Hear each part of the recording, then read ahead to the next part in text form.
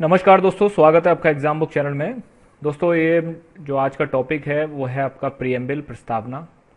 और इस टॉपिक में हम जितने भी लगभग क्वेश्चन आ सकते हैं हम उन सबको कवर करेंगे। ठीक है। और क्या होता है प्रस्तावना, किस तरीके की चीज़ें होती हैं, सारी की सारी हम चीज़ें इस पूरे टॉपिक में जो है समझने की कोशिश करेंगे। तो सबसे पहले चलते हैं, हम अपने मुद्दे पे चले जाते हैं। प्रस्तावना से संबंधित नोट्स। नोट्स का मतलब ये होता है कि कुछ पिन पॉइंट्स जो होते हैं, कुछ पिन पॉइंट जो आपको पता होने चाहिए, ठीक, जिनसे क्वेश्चन आपका बन जाता है। जैसे सबसे पहला जो ये पिन पॉइंट है वो ये है कि सबसे पहले प्रस्तावना, प्रस्तावना मतलब प्रीएम्बल, किस देश ने अपने संविधान में सम्मिलित की थी। तो अमेरिकन अमेरिकन रिवॉल्यूशन जब हुआ, तो अमेरिकन रिवॉल्यूशन के बाद वहाँ के जो संविधान था, जब संविधान वहाँ बन के और लागू हुआ, तब वहाँ पर उसमें प्रस्तावना वगैरह डाली गई। ठीक है। सबसे पहले समझ लीजिए प्रस्तावना का मतलब क्या होता है, क्या है ये प्रस्तावना। बस हम रटते चले जाएं क्या? नहीं। देखिए, प्रस्तावना का मतलब एक चीज समझ लीजिए, जब भी आप कोई बुक खरीदते हैं, कोई बुक लीजिए, चाहे आप छोटी से छोटी बुक या बड़ी से बड़ी बुक लीजिए, तो उस बुक में जो एक तरीके से होता है ना प्रीफेस, एक प्रीफेस का कॉलम जरूर होता है। प्रीफेस का मतलब ये होता है कि उस बुक का सार आपको 2 या 3 पेजों में दे दिया जाता है। उस मतलब कुल मिला के एक ऐसा आपका बुक की शुरुआत में एक ऐसा नोट जिसमें कि उस बुक में क्या क्या होगा, ठीक, ये आपको एक कॉमन आइडिया लग जाता है। बस उसे ही, जैसे संविधान में जो कॉन्स्टिट्यूशन में जो दिया जाएगा आगे, उसका एक छोटा रूप, मतलब उसका एक परिचय टाइप का, वो आपका प्रीएम्बल कहलाता है। ठीक है। जैसे देखिए, दूसरा पॉइंट ये कह रहा है कि प्रीएम्बल जो होता है उसको संविधान का परिचय कहते हैं। Identity of constitution, identity card type का समझ लीजिए कि उसको संविधान का परिचय बोला जाता है। ठीक। उसके बाद देखिए, ये कह रहा है कि प्रस्तावना को संविधान का परिचय पत्र किसने कहा, ये क्वेश्चन बनते हैं। तो ये कहा था N.A. पालकीवाला ने, ये कहा था कि संविधान का की जो प्रस्तावना है वो संविधान का परिचय पत्र है, उसका आइडेंटिटी कार्ड है वो। ठीक। जिससे कि मतलब हमें हमें पूर्ण संविधान के बारे में एक बेसिक अंडरस्टैंडिंग, एक बेसिक नॉलेज हो जाती है कि ये संविधान कैसा होगा। ठीक। फिर है कि प्रस्तावना में संशोधन हो सकता है, बिल्कुल हो सकता है। क्वेश्चन में आपका जो है ए और बी जब वो ऐसे बना के देगा स्टेटमेंट, तो उसमें ये देगा कि प्रस्तावना में जो है प्रस्तावना में संविधान, वो संशोधन का मतलब होता है अमेंडमेंट, प्रस्तावना में संशोधन नहीं हो सकता। ठीक, पहला पॉइंट। दूसरा पॉइंट है प्रस्तावना में एक भी संशोधन नहीं हुआ है, संशोधन नहीं हुआ है। ठीक है। अब इन दोनों में से कौन सा आपका ठीक है? पहला पॉइंट क्या कह रहा है? प्रस्तावना में संशोधन नहीं हुआ है। प्रस्तावना में संशोधन नहीं हो सकता, ये बिल्कुल गलत है। प्रस्तावना में संशोधन हो सकता है। फिर है प्रस्तावना में एक भी संशोधन नहीं हुआ है, बिल्कुल गलत है। क्यों? प्रस्तावना में एक संशोधन हुआ है, जो कब हुआ है? 42वां संविधान संशोधन, 42वां 42th कॉन्स्टिट्यूशनल अमेंडमेंट। ठीक है। 1976 में यह संशोधन हुआ था, एक ही बार हुआ है, और उसके बाद अभी तक कोई भी अमेंडमेंट नहीं हुआ है। इस एक बार के अमेंडमेंट में क्या क्या चीजें जोड़ी गई थी? तो इस एक बार के अमेंडमेंट में जो संशोधन था उसमें 3 शब्द जोड़े गए। कौन कौन से शब्द? समाजवादी, सोशलिस्ट, समाजवादी जिसको कि इंग्लिश में सोशलिस्ट बोला जाता है, धर्मनिरपेक्ष मतलब सेकुलरिज्म, अखंडता मतलब इंटेग्रिटी। ये 3 वर्ड जो हैं जोड़े गए। और इस टाइप से जो क्वेश्चन है ये बहुत आता है कि निम्न में से संविधान जो प्रस्तावना है उसमें से कौन से नए शब्द नहीं जोड़ा गया है। ठीक है। तो वो 3 दे देगा, ऐसे दे देगा, समाजवादी, धर्मनिरपेक्ष, अखंडता, और आपका एक कोई और वर्ड दे देगा। ठीक। तो ये जो नहीं शब्द क्वेश्चन में आएगा, ठीक है, नहीं शब्द जो क्वेश्चन में आएगा, इसको आपको थोड़ा सा ध्यान से देख के चलना है, क्योंकि ये नहीं शब्द जो होता है वो बच्चों से बहुत ज्यादा क्वेश्चन गलत करवा देता है। ये क्वेश्चन में दिया होगा कि निम्न में से कौन सा शब्द नहीं है, लेकिन उसमें आप नहीं को छोड़ के उसमें आप एक कॉमन चीजें हैं, ये गलती हमेशा करते हैं लड़के। फिर नेक्स्ट है आपका, संविधान की शक्ति का स्रोत कहां है। ये क्वेश्चन ऐसा आया है कि इस क्वेश्चन में सबसे ज्यादा बच्चों ने गलत किया है। तो याद रखिए, संविधान को जो पावर मिलती है, जो उसका जो सोर्स ऑफ पावर है, जो शक्ति मिलती है, वो भारत के लोगों से ही मिलती है। संविधान की शक्ति का स्रोत कहां है? वो है भारत के लोगों में। क्यों? जब जब आपका प्रीएम्बल शुरू होती है तब वो ये बोलता है, हम भारत के लोग, we the people of India. ठीक है। क्यों? क्योंकि जब आप प्रस्तावना को पढ़ेंगे पूरा, ठीक है, देखिए ये क्या लिख रहा है, हम भारत के लोग भारत को एक संपूर्ण प्रभुत्व संपन्न, समाजवादी, पंथ निरपेक्ष, लोकतंत्रात्मक गणराज्य बनाने के पूरा है। ठीक है। फिर उसके बाद कह रहे हैं अपनी इस संविधान सभा में आज हम 26 नवंबर 1949 को संविधान को अंगीकृत करते हैं, अधिनियमित करते हैं, आत्मसमर्पित करते हैं। आत्मसमर्पित का मतलब क्या होता है कि भारत के लोग खुद को संविधान को समर्पित कर रहे हैं। मतलब जो संविधान की बुक जो बनाई है वो खुद को दे रहे हैं, वो कि हाँ हम ये जो सेट ऑफ रूल हैं, नियम जो हैं, ठीक है, इनको हम आगे फॉलो करते रहेंगे। ठीक है, समझ में आ गया आपके? तो सोर्स क्या है संविधान का, कॉन्स्टिट्यूशन का? हम भारत के लोग, मतलब हम लोग जो हैं, भारत के लोग जो हैं, संविधान का सोर्स भी वही है, क्योंकि हम ही लोगों ने इसको बनाया और हम ही लोगों ने खुद को दे दिया इसे। ठीक है, जैसे ऐसा समझ लीजिए कि एक स्वेटर है, उसको आपने बनाया और खुद ही के लिए बनाया, वो अपने आप को ही समर्पित कर दिया। इस तरीके से आप समझ लीजिए। अब देखते हैं कि प्रस्तावना में जो है कुछ शब्द दे रखे हैं, उन शब्द के मीनिंग आपको पता होने चाहिए। जैसे पहला शब्द दे रखा है आपका संप्रभुता। संप्रभुता का मतलब इंग्लिश में होता है सॉवरेन। सॉवरेन का क्या मतलब होता है? एक बेसिक मतलब ऐसा समझ लीजिए कि जब कोई देश किसी अन्य देश पर, किसी अन्य कोई दूसरी शक्ति जो है, कुछ कोई अदर कंट्री है, उससे इंडिपेंडेंट होकर काम करता है। जैसे मैं आपको दो कंडीशन बताता हूं, ए कंडीशन और बी कंडीशन। ए कंडीशन है बिफोर 1947 और एक कंडीशन है आफ्टर 1947। मतलब 1947 से पहले हम लोग एक संप्रभु राज्य नहीं थे, हम लोग एक सॉवरेन कंट्री नहीं थे। क्यों? क्योंकि ब्रिटिशर्स हमारे ऊपर राज करते थे। बट आफ्टर 1947 हम एक सॉवरेन कंट्री हो गए। क्यों? क्योंकि ब्रिटिशर जो है वो हम पे राज नहीं करते थे, हम अपने नियम अपने आप खुद बनाते थे, हम किसी देश के अंडर नहीं आते थे। ठीक है, बस यही मतलब होता है सॉवरेन का। पहला पॉइंट क्या है? भारत किसी अन्य देश पर निर्भर नहीं है। बिल्कुल सही बात है, ना तो अन्य देश पर निर्भर है, ना ही उसको जो कोई उसको चला रहा है। किसी देश का डोमिनियन नहीं है। डोमिनियन का मतलब होता है किसी देश का एक तरीके से कॉलोनी।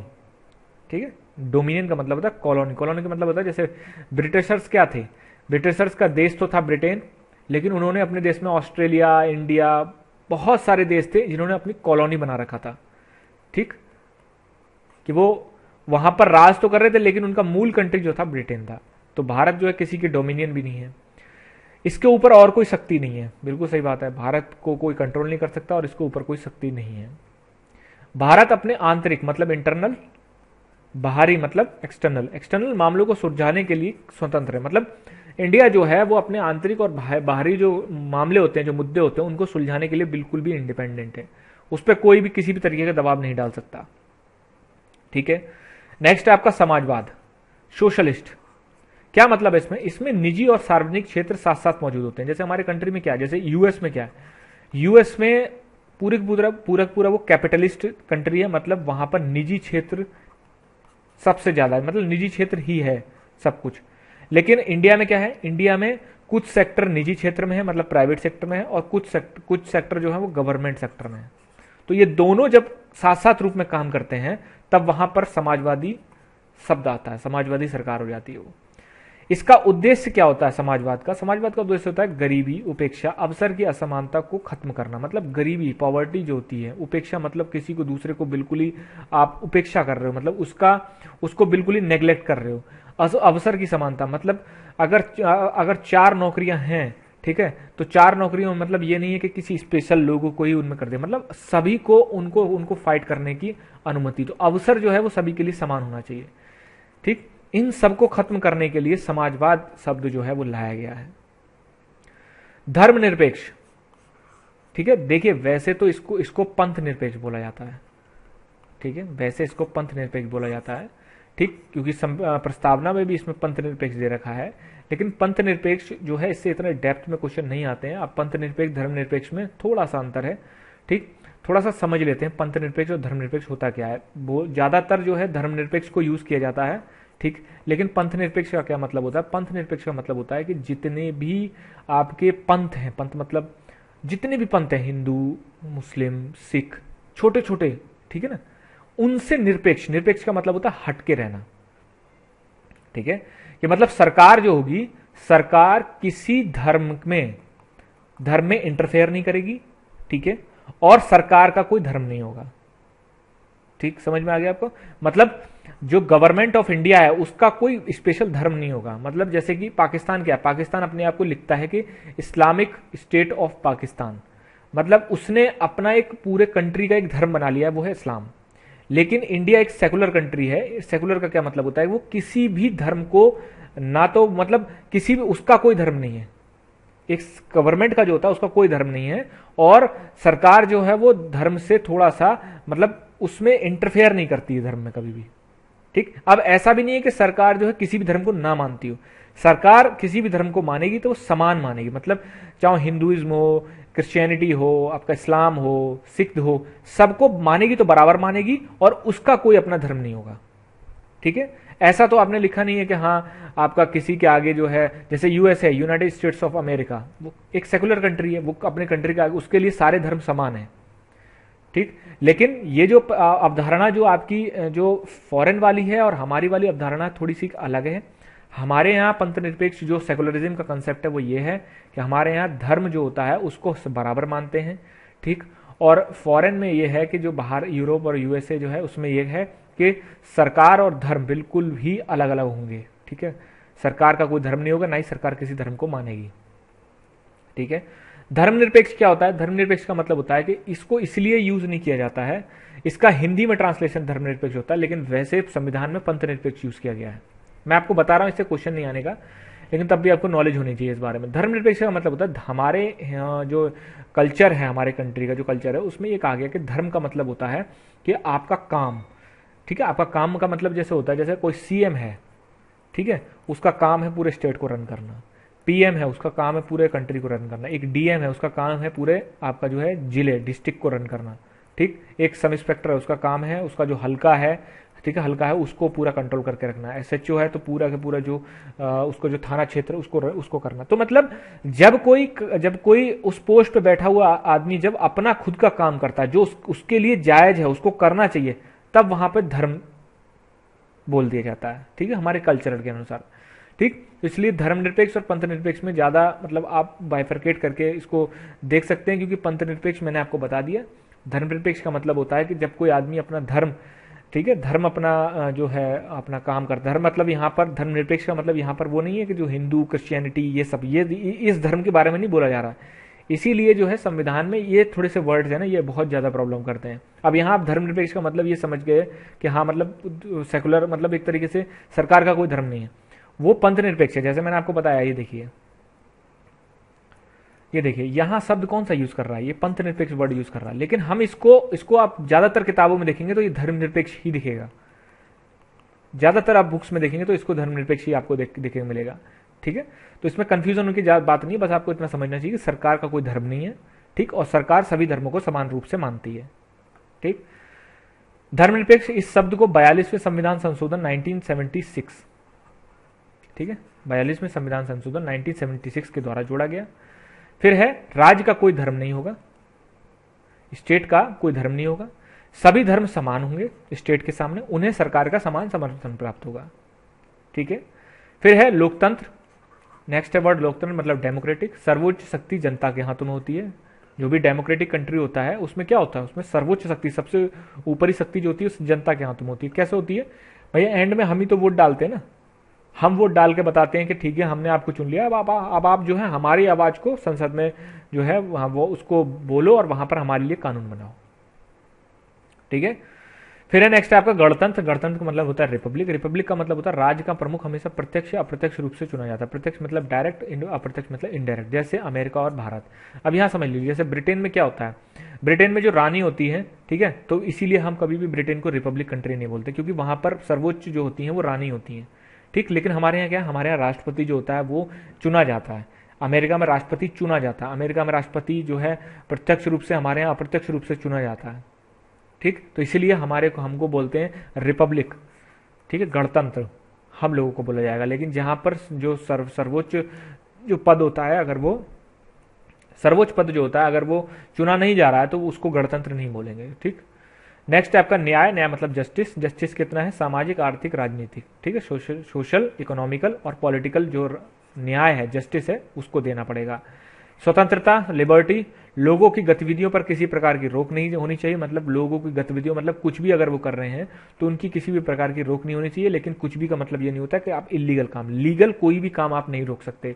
ठीक, व्यक्ति के विकास के लिए अवसर बन, मतलब उसकी जो डेवलपमेंट होता है, व्यक्ति का जो डेवलपमेंट होता है उसके लिए आपको जो है उसको अवसर देना पड़ेगा, उसको मौका देना पड़ेगा। ठीक। समता मतलब इक्वलिटी। इक्वलिटी मतलब क्या है, समाज में किसी भी वर्ग के विशेषाधिकार की अनुपस्थिति, मतलब समाज में ऐसा कोई वर्ग नहीं होगा या फिर कोई ऐसा सेक्टर नहीं होगा, कोई ऐसा सेक्शन नहीं होगा जिसको कि ज्यादा आप विशेषाधिकार दें, जिसको कि ज्यादा आप जो है प्रिविलेज दें।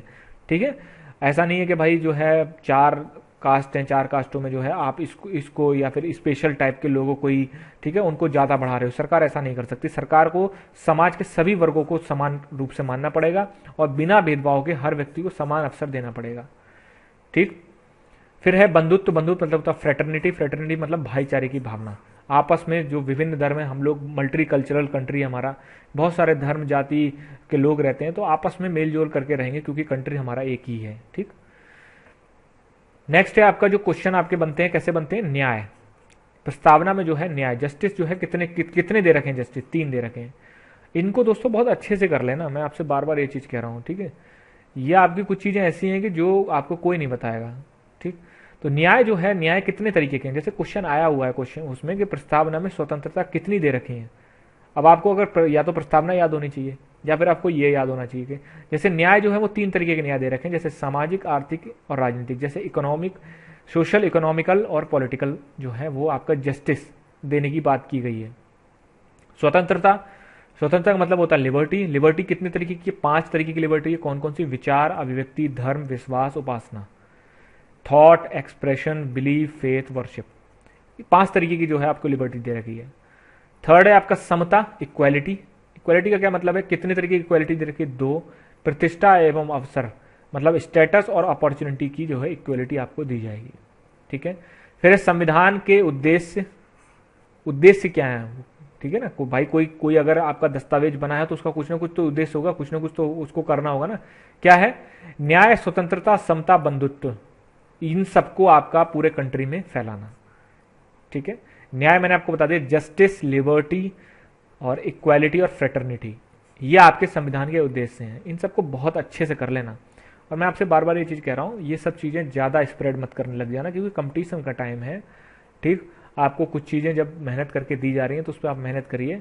ज्यादा आप बिखेरने लग जाओगे तो अपना ही कंपटीशन आप जो है, क्योंकि ये मैं वो पॉइंट बताता हूं जो कि पिन पॉइंट हैं। ठीक है, आप पूरा पूरा चैप्टर पढ़ जाओ या फिर इन चीज को पढ़ लो, आपको निकलेगा इसका करेक्ट वही निकलेगा। ठीक है। संविधान कब लागू हुआ, आपका 26 जनवरी 1950 में आपका लागू हुआ। प्रस्तावना में सामाजिक, आर्थिक, राजनीतिक न्याय को कहां से लिया गया, कितना बढ़िया क्वेश्चन है। देखिए जो मैं कह रहा हूं कि जो ये न्याय है, जो सामाजिक, आर्थिक, राजनीतिक, सोशल, इकोनॉमिकल और पॉलिटिकल जो जस्टिस है, इसको कहां से लिया गया हमारे इस प्रस्तावना में, ये रूस की क्रांति से लिया गया जो कि 1917 में हुई थी। ठीक है, रशियन रिवॉल्यूशन जो है 1917 में हुई थी, उससे ये चीज ली गई है। ठीक है, देश की जनता के लिए सामाजिक, आर्थिक और राजनीतिक जो है न्याय होना चाहिए। प्रस्तावना में स्वतंत्रता, समता, बंधुता, मतलब लिबर्टी, इक्वालिटी और फ्रेटर्निटी कहां से ली गई है, फ्रेंच रिवॉल्यूशन से ली गई है जो कि 1789 में घटित हुई थी। ठीक है, ये क्वेश्चन आए हुए हैं। फिर है आपका प्रस्तावना को संविधान की कुंजी किसने कहा, बिल्कुल सही, बहुत बढ़िया क्वेश्चन है, अर्नेस्ट बार्कर ने कहा था। इसको आप जो है बहुत अच्छे से इसको याद करते चलना, आपको जीएस का पता भी नहीं चलेगा आपकी जीएस कब कंप्लीट हो गई। ठीक है, और ना ही आपके दिमाग पे ज्यादा बर्डन आएगा। नेक्स्ट है आपका उच्चतम न्यायालय के किस किस केस में कहा था कि प्रस्तावना संविधान का भाग है। देखिए जो बेरुबेड़ी जो वाद था उसमें संविधान वो उसने उच्चतम न्यायालय सुप्रीम कोर्ट ने यह कह दिया था कि प्रस्तावना संविधान का भाग नहीं है। ठीक है, लेकिन प्रस्तावना संविधान का भाग किस वाद में कहा गया, तो केशवानंद भारती बनाम केरल राज्य 1973 में आपका ये कह दिया गया था। जब मैं आपको वाद कराऊंगा तो मैं आपको थोड़ा इसमें डिटेल में भी बता दूंगा। ठीक है, वैसे क्वेश्चन इस तरीके का ही आता है। अब ये एक कोटेशन देख लीजिए, प्रस्तावना ना तो विधायिका मतलब होता है लेजिस्लेटिव बॉडी जो कि कानून बनाती है, जैसे संसद और राज्यों में विधानसभाएं, लेजिस्लेटिव बॉडी। ठीक है, प्रस्तावना जो है वो ना तो विधायिका की शक्ति का स्रोत है, मतलब जो लेजिस्लेटिव बॉडी है उसको पावर नहीं देती वो। ठीक है, प्रस्तावना जो है जो हमारी विधायिका है, जो हमारा लेजिस्लेटिव बॉडी है, जो हमारे लिए कानून बनाती है, संसद हो गई, तो उस प्रस्तावना ना तो उसकी शक्ति का स्रोत है, मतलब जो संसद है वो वहां से पावर नहीं लेती अपनी, और ना ही उनकी शक्तियों पर प्रतिबंध लगाती है। प्रतिबंध का मतलब होता है रोक लगाती है, कि ऐसा नहीं है कि प्रस्तावना जो है जो संसद है उसकी शक्ति का स्रोत है और ना ही उसकी शक्तियों पर, संसद की शक्तियों पर वो रोक लगाती है। ठीक है, यह गैर न्यायिक है। गैर न्यायिक का मतलब क्या होता है? गैर न्यायिक मतलब नॉन जुडिशियल। इसका क्या मतलब होता है, इसको थोड़ा सा समझ लीजिए आप। इसका मतलब ये होता है कि दो चीजें होती है, एक होती है जुडिशियल, एक होती है नॉन जुडिशियल। अंतर क्या होता है? जुडिशियल का मतलब ये होता है कि जैसे आपके मूल अधिकार, अगर कोई भी सरकार आपके मूल अधिकारों को छीनती है तो आप सीधे जो है सुप्रीम कोर्ट जा सकते हो आर्टिकल 32 के तहत, और हाई कोर्ट जा सकते हो 226 आर्टिकल 226 के तहत। लेकिन कोई चीज अगर नॉन जुडिशियल है और सरकार उनको आपसे छीनती है या फिर नहीं देती है, तो आप ये कह के नहीं जा सकते कि नहीं, प्रस्तावना में तो ये चीज लिखी हुई है और सरकार हमें दे नहीं रही है, तो सुप्रीम कोर्ट पे हम जा सकते हैं। नहीं जा सकते आप, उसी को कहते हैं नॉन जुडिशियल। ठीक है, जुडिशियल का मतलब जिसमें जुडिशरी जो है इंटरफेयर कर सकती है, न्यायपालिका, उसमें आपको अधिकार दिया गया है। नॉन जुडिशियल का मतलब जिसमें न्यायपालिका को अधिकार नहीं है और आपको भी अधिकार नहीं है जाने का। तो दोस्तों ये हो गई प्रस्तावना, इससे हटकर प्रस्तावना से कोई भी क्वेश्चन नहीं आता है। ठीक है, और आपका जो है इसको अच्छे से समझ लीजिए। अब धीरे धीरे जो है टॉपिक आपके बढ़ते चले जाएंगे, बिल्कुल घबराने की कोई जरूरत नहीं है। आपका जो है समय से चीज़ें पूरी कर दी जाएंगी। जेल वार्डन का भी एग्जाम की डेट आ चुकी है आपकी, और उस डेट से आपको यही पता चलना चाहिए कि हाँ, भर्ती बोर्ड बिल्कुल मूड में है, वो सारे एग्जाम कराएगा। धन्यवाद।